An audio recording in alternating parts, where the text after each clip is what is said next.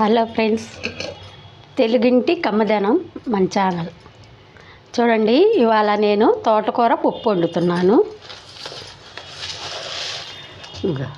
ఒక చిన్న గ్లాసుడు కందిపప్పు పోసుకున్నాను. పోసుకొని ఇదిగోండి తోటకూర కట్ట, ఒక కట్ట. ఇది కొత్తే ఎంతో అవ్వదు.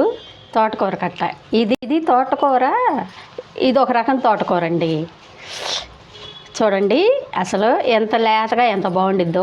ఇది ఏపీలో ఉంటుంది అన్నమాట. ఈ తోటకూర ఏపీ నుండి వచ్చిద్ది అంట. చాలా బాగుండిద్ది. అసలు కాళ్ళ కూడా ఇంతవరకు వేసుకోవచ్చు. అంత బాగుండిద్ది అనమాట. కాళ్ళ కూడా వేసుకోవచ్చు. ఆకు కూడా చాలా బాగుండిద్ది. ఇలాంటి తోటకూర అడిగితే ఇస్తారండి. ఏపీ నుండి వచ్చే తోటకూర అంటే ఇస్తారనమాట. ఇక్కడ తోటకూర, తెలంగాణ తోటకూర కొంచెం కరివేపాకులాగా ఉంటుంది అన్నమాట. కరివేపాకులాగా అది చాలా బాగుండిద్ది. ఏపీ తోటకూర ఆకులు ఏమన్నా ఎడల్పుగా ఉంటాయి అన్నమాట. ఈ కాళ్ళు ఈ కరివేపాకు కాళ్ళలాగా ఉంటాయి తెలంగాణ తోటకూర కాళ్ళు. ఇదేమన్నా ఇట్లా మెత్తగా ఉంటాయి అన్నమాట. ఏపీ తోటకూర అంటే ఇస్తారనమాట. బాగుంది. ఇది ఏపీ నుండి వచ్చిద్దంట. ఇది మనకు తెలీదు. తీసుకొని ఉంటే అడిగితే చూశాను నేను అనమాట. అంత చాలా బాగుంది. మీరు కూడా తెచ్చుకోండి, బాగుండిద్ది. లేతగా ఉంటుంది అనమాట. ఇది తోటకూర. ఒక గిద్ద కందిపప్పు వేసి నేను తోటకూర వండుతున్నాను. చూపిస్తాను మీకు తోటకూర. ఒక అరగంట కందిపప్పు నానబెట్టుకుందాం. ఈలోగా ఆకు కోసి కడుక్కునేలాగా నానద్ది అనమాట కందిపప్పు. అప్పుడు ఇది కడుక్కొని దాంట్లో తోటకూర పప్పు. సరే అండి, ఆకు కోసుకుందాం. ఇది కడిగి నానబెట్టుకుందాం. ఆకు కోసుకొచ్చుకుందాం. సరే చూడండి, ఒక గిద్ద కందిపప్పు నానబెట్టుకున్నా ఇట్లా. ఇప్పుడు తోటకూర వేసుకుందాం. తోటకూర పప్పు అన్నమాట ఇది.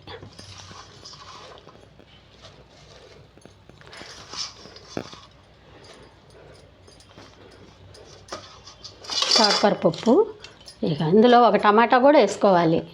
ఆకుకూర ఏ పప్పులోకైనా ఒక టమాటా వేసుకుంటే ఆ టేస్టే వేరు.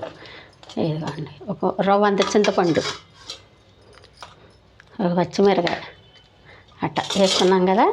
ఇప్పుడు 4 విజిల్లు కొట్టుకున్నాం అనుకో, తోటకూర పప్పు ఉడికిద్ది. మళ్ళీ తిరమాది పెట్టేటప్పుడు చూపిస్తాను మీకు. ఉప్పు కారం ఉడికినాక వేసుకోవాలన్నమాట. ఇప్పుడు పొయ్యి మీద పెట్టుకుందాం. ఇదిగండి, మన తోటకూర పప్పు 4 విజిల్లుకే ఇట్ట మెత్తగా అయ్యిద్ది. మనం పప్పు గుత్తితో అట్ట ఎనపవసరలా. చూసారా ఎంత మెత్తగా అయిపోయిందో. కుక్కర్లో ఎక్కువ ఎనపవసరం లేదండి. ఎప్పుడో 100కి 1 ఎనుకోవాలి. ఇప్పుడు మనం ఉప్పు కారం వేసుకుందాం ఇందులో. ఇదిగండి, సాలకపోతే మళ్ళీ తర్వాత వేసుకోవచ్చు. ఇంకా ఇది ఇప్పుడు తిరమాది పెట్టుకోవడం అన్నమాట.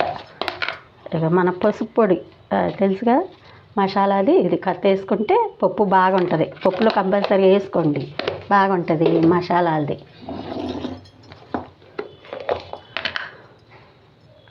ఇదిగోండి, కొంచెం కారం, ఓ పచ్చిమిరకాయ వేసాం కదా, అది స్పూన్ కారం, ఉప్పు. సరే, సాల్ట్ వేసుకుని చింతపండు ఏమన్నా మామూలుగా కుక్కర్లోనే వేసేసామన్నమాట. తోటకూర టమాటాతో పాటు చింతపండు కూడా వేసాం. చూసారా. ఇప్పుడు కొంచెం తిరమాతలో కొంచెం ఒక 2 నిమిషాలు అట్లా మగ్గనిస్తే ఈ కారం కూడా అందులోనే ఉడికిపోయిద్ది అనమాట. చూడండి, ఇప్పుడు తిరమాత పెట్టుకుందాం ఈ పప్పుని. కొంచెం చాలు అనమాట. 50 గ్రాములు కాదు, 25 గ్రాములు కాదు, 50 గ్రాముల కన్నా కొంచెం తక్కువ చాలు. సరే, తిరమాత గింజలు. ఈ తిరమాత గింజల్లో నేను చాయ్ మినపప్పు, ఆవాలు, జీలకర్ర వేసుకుంటాను అనమాట. ఇంకేం వేసుకోను. జీలకర్ర తగిలితే చాలు. ఆవాలు, చాయ్ మినపప్పు తిరమాతకి టేస్ట్గానే వచ్చింది. ఎప్పుడన్నా పచ్చనపప్పు వేస్తా వేయాల్సిన వాటిల్లోనే. అనండి, ఇప్పుడు మనది పప్పు వేసేసుకుందాం.